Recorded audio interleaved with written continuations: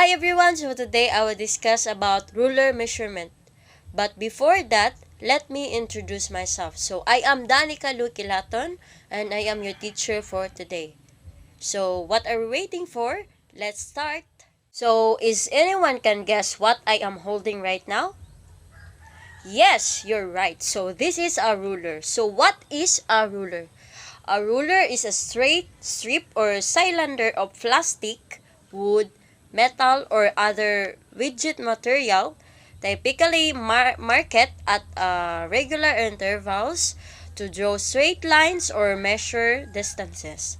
A ruler, sometimes called a rule or line gauge, is a device used in geometry and technical drawing as well as the engineering and construction industries to measure distances or draw straight lines. So, that is a ruler all about. So, in short, a ruler is used for measuring length and it usually has four units of measurement. These are the millimeter, centimeter, inch, and feet. So now, class, you already know what is ruler and what is the use of ruler. So now, let us proceed on what is measurement all about. So, anyone can guess or share what is measurement all about? Okay, that's right. So, measurement is the quantification of attributes of an object or event, which can be used to compare with other objects or events. In other words, measurement is a process of determining how large or small a physical quantity is compared to a basic reference quality of the same kind. So, measurement has two systems. These are the English system and metric system. But for today's video class, we will only focus about metric system. So, what is metric system? Anyone can share your knowledge about metric system? Yes, that's right. So, the metric system is a system of measurement that succeeded the decimalized system on the meter that had been introduced in France in the 1790s. Metric system is a standard instrument for measurement in the scientific laboratory. On a metric system, each individual line represents a millimeter and 10 millimeters is equivalent to 1 centimeter. So, what is millimeter? So, the millimeter is a unit of length in the metric system.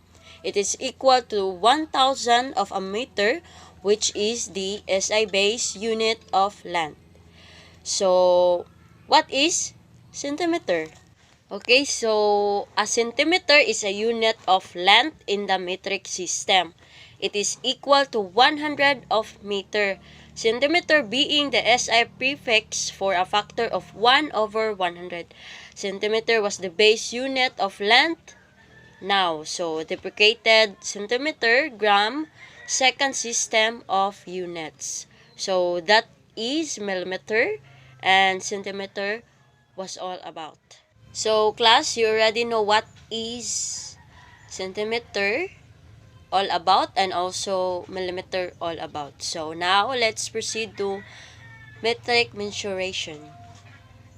So, class, I have here a ruler. So, as you can see, class, the ruler was divided into two. There is an upper part and a lower part.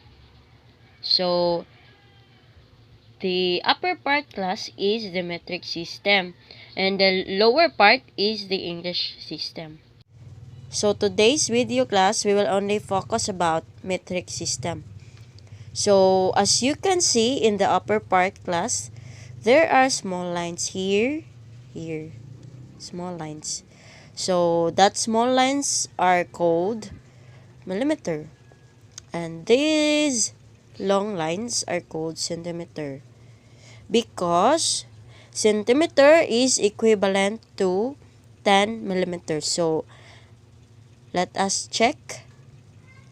So, this is 1 millimeter, 2 millimeters, 3 millimeters, 4 millimeters, 5 millimeters, 6 millimeters, 7 millimeters, 8 millimeters, 9 millimeters, 10 millimeters. So, as what I've said earlier, 10 millimeters is equivalent to 1 centimeter.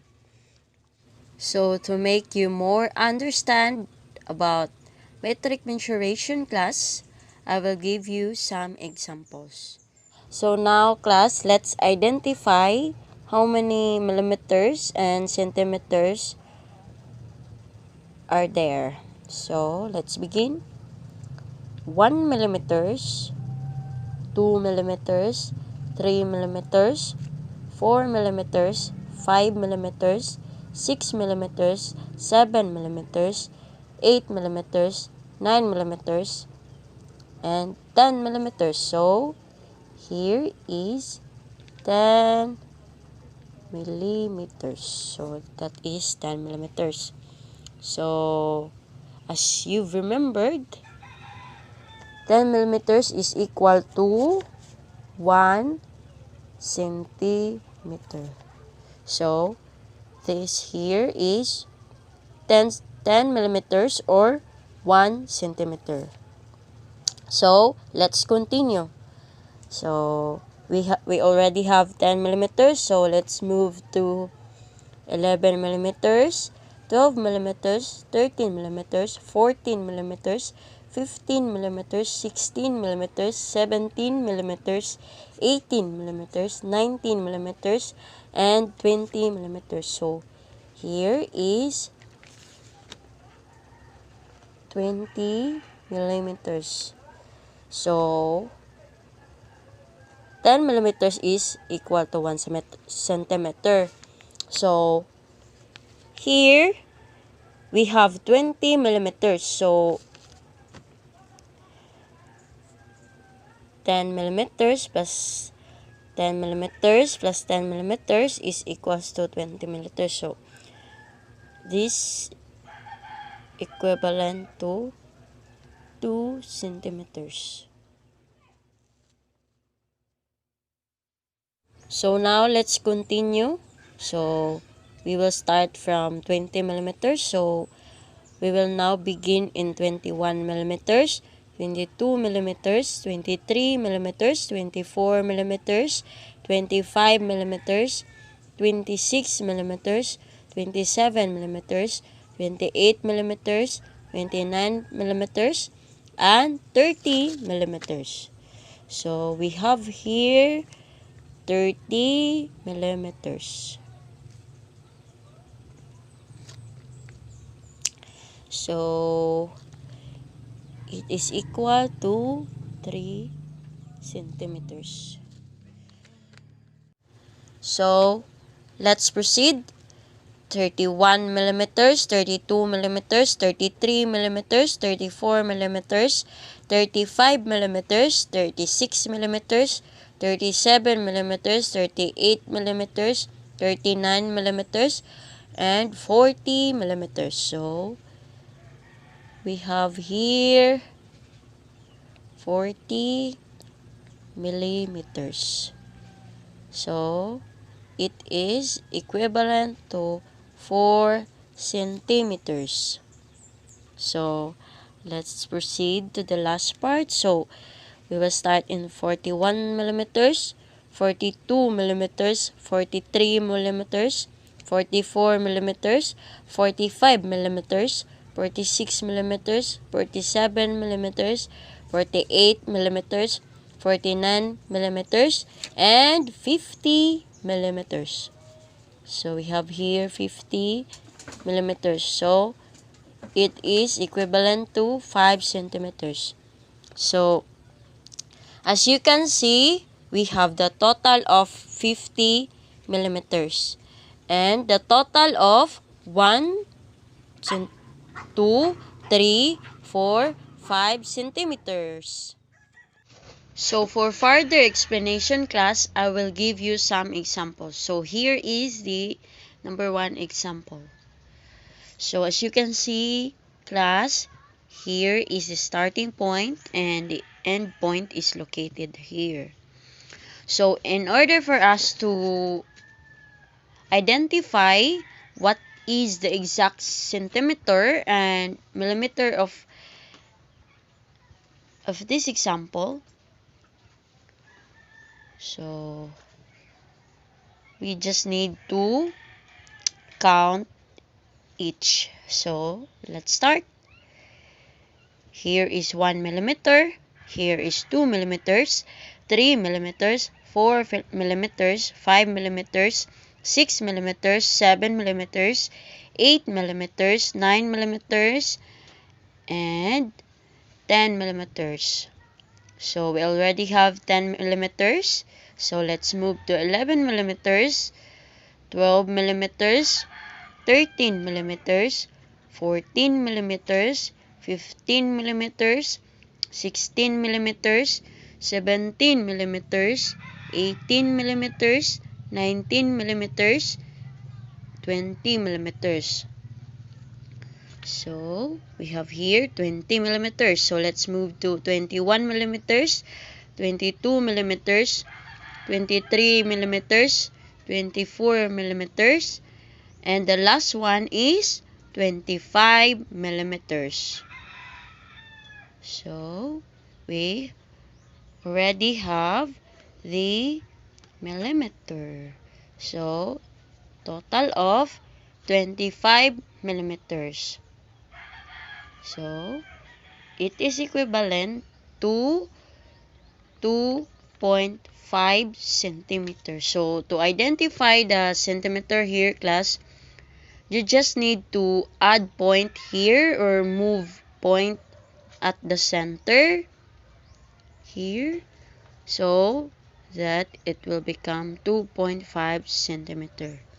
So the answer of the example 1 is 25 millimeters or 2.5 centimeters. So now class, let's move to the second example. So as you can see, class, here is the starting point and here is the end point.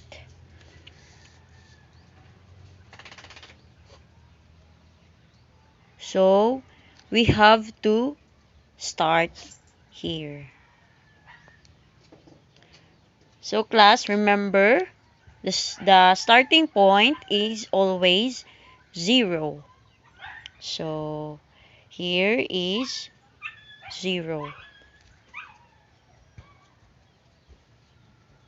Here is 1 millimeter, 2 millimeters, 3 millimeters, 4 millimeters, 5 millimeters, 6 millimeters, 7 millimeters, 8 millimeters, 9 millimeters, 10 millimeters, 11 millimeters, 12 millimeters, 13 millimeters, 14 millimeters, 15 millimeters, 16 millimeters, 17 millimeters, 18 millimeters, 19 millimeters, and 20 millimeters, 21 millimeters, 22 millimeters, 23 millimeters, 24 millimeters, 25 millimeters, 26 millimeters, 27 millimeters, 28 millimeters, 29 millimeters, and 30 millimeters. So we have 30 millimeters. So as I've said earlier, in order for us to identify what is the exact centimeter of this, is we should just need to put decimal point here at the center. So it will become 3.0 centimeter. So the answer of example number 2 is 30 millimeters or 3.0 centimeters or 3 centimeters. So now class, let us proceed to the third example. So here is the third example. So as you can see, the starting point is here above the 0, and the end point is here, above the 5 number. So, we will start here. So, 1 millimeter, 2 millimeters, 3 millimeters, 4 millimeters, 5 millimeters, 6 millimeters, 7 millimeters, 8 millimeters, 9 millimeters, and 10 millimeters.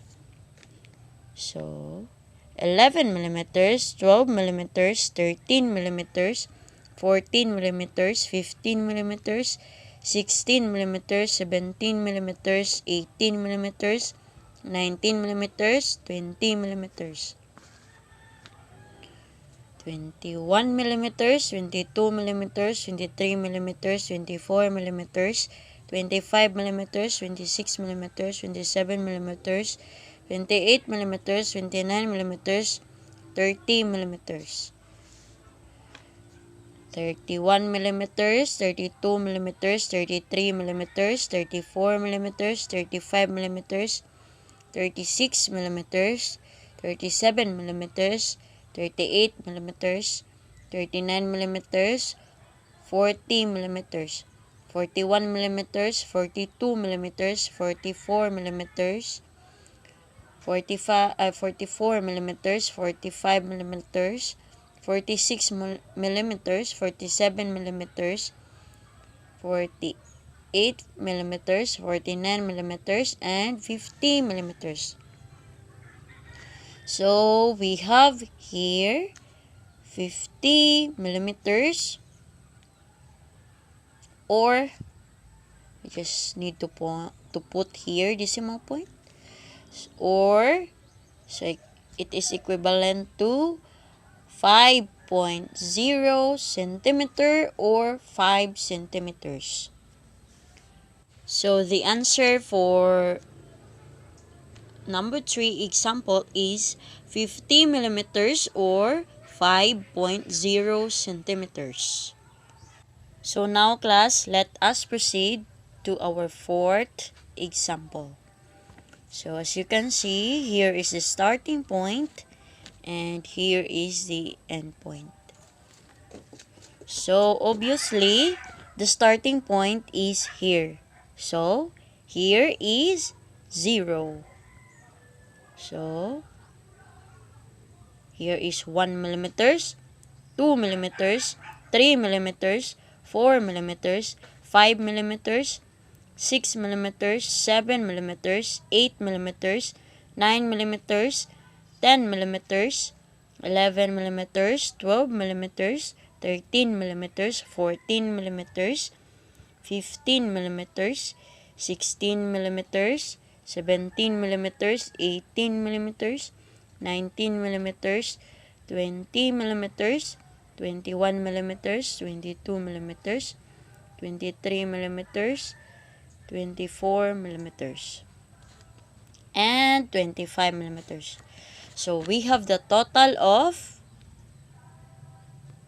25 millimeters.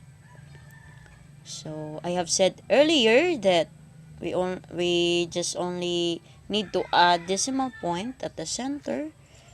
So 25 millimeters is equal to 2.5 centimeter. So the answer for number 4 example is 25 millimeters or 2.5 centimeters. So now class, let us proceed to our last example for today's video. So as you can see class, here is the starting point here and the last or the end point is here. So it is 0 and it is 1 millimeter, 2 millimeters, 3 millimeters, 4 millimeters, 5 millimeters, 6 millimeters, 7 millimeters, 8 millimeters, 9 millimeters, 10 millimeters. So, we will write 10 millimeters here to make it clear. and understandable, or it is equivalent to 1 centimeter because 10 millimeters is equal to 1 centimeter. So now let us proceed to 11 millimeters, 12 millimeters, 13 millimeters, 14 millimeters, 15 millimeters, 16 millimeters, 17 millimeters, 18 millimeters, 19 millimeters, and we have here 20 millimeters. So it is equivalent to 2 centimeters. So let's proceed. 21 millimeters, 22 millimeters, 23 millimeters, 24 millimeters, 25 millimeters, 26 millimeters, 27 millimeters, 28 millimeters, 29 millimeters, and we have 30 millimeters here. So 30 millimeters or 3 centimeter. Because the same as here, we just need to put decimal point at the center, so it will equivalent to 2.0 centimeter or 2 centimeters. Also here, 3.0 centimeters or 3 centimeters. So let us proceed. 31 millimeters, 32 millimeters, 34 millimeters, 35 millimeters, 36 millimeters, 37 millimeters, 38 millimeters, 39 millimeters, and we have 40 millimeters or 4 centimeter or 4.0 centimeters because we just need to add decimal point at the center for it to become a 4.0 centimeters or 4 centimeters. So the answer for our last example for today's video is 40 millimeters or 4 centimeters. So that's all for today's video, class. Thank you for listening and have a nice day. Bye-bye.